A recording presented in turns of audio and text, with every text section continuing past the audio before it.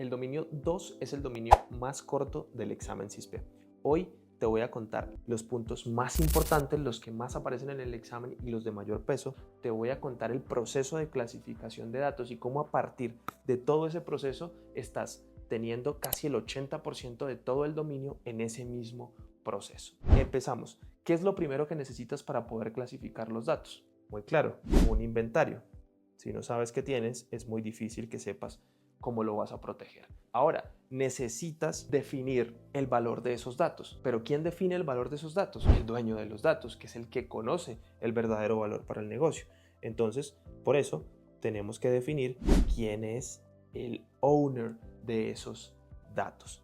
Seguido de saber quién es el owner de esos datos, yo sé cuál es el valor de esos datos. ¿Por qué? Porque le pregunté a este owner cuál es el valor de esos datos. Ahora, ¿cómo se calcula el valor de los datos? Hay dos formas.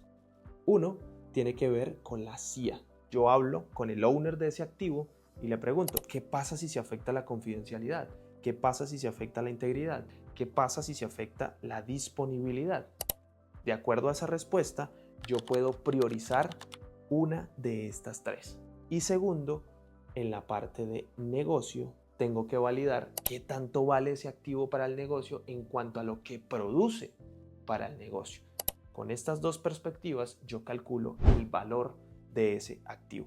Ahora, ya tengo el valor del activo. Ahora hago algo que se llama categorizarlo, que muchas veces le llamamos clasificar, pero en realidad la palabra correcta es categorizar. ¿Categorizar qué es? Es meter un activo dentro de una de las clases que yo definí. Te doy un ejemplo. Yo definí muchas clases, pero digamos que fueron, una es top secret, otra es secret y otra es confidencial. En este caso, si yo pongo un activo dentro de una de esas clases, lo estoy categorizando. Luego de que categorizo el activo, yo tengo que marcarlo o etiquetarlo. ¿Cuál es la diferencia? Cuando yo marco un activo, lo hago visible para los humanos. Es decir, tomo una laptop y le pongo ahí en grande algo que dice top secret, que todo aquel que lo vea sepa cómo manejar ese activo. Y hay otra parte, el etiquetado.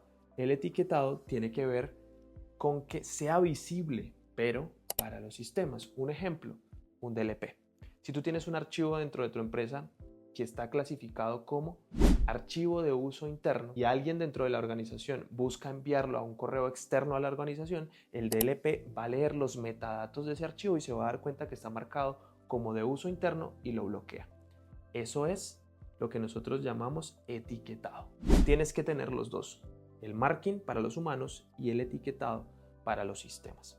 Ahora, luego de esto, llegamos a implementar el control. Es decir, que lo que nosotros hacemos para implementar un control sobre un activo depende del valor de ese activo y de la categorización que se le dio a ese activo. Porque de hecho la categorización depende del valor del activo. Entonces, yo lo que hago es, a partir del owner, definir el valor. De acuerdo al valor categorizo y de acuerdo a esa categorización defino el control. Ahora, hay otro punto que generalmente no se ve acá y es el desmantelamiento. Cuando yo tengo que deshacerme de ese activo porque ese activo ya no está operativo para la organización o ya no representa un valor para la organización, tengo que hacer dos procesos. Uno, revisar si hay que retenerlo porque tiene datos que por ley me piden retener por cierto tiempo. Y segundo, hacer un borrado seguro. Y ahí entran muchas técnicas. Entonces acá te voy a mostrar cómo entran varios conceptos dentro de todo este ciclo de clasificación de datos que nos permiten cubrir casi el 80% del dominio. Uno, el tema del inventario. Dos, el tema de roles y responsabilidades. Aquí dentro de roles y responsabilidades es muy importante que conozcas los roles de el owner, el custodian. El data custodian es aquel que opera los datos directamente.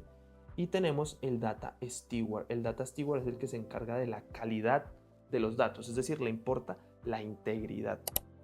Ahora, de la parte del valor hay que entender cómo se define el valor a partir de la CIA y del valor que tiene para el negocio con lo que produce ese activo. Saber muy bien la diferencia entre categorizar y clasificar, o categorización y clasificación. Categorización es poner un activo dentro de una clase.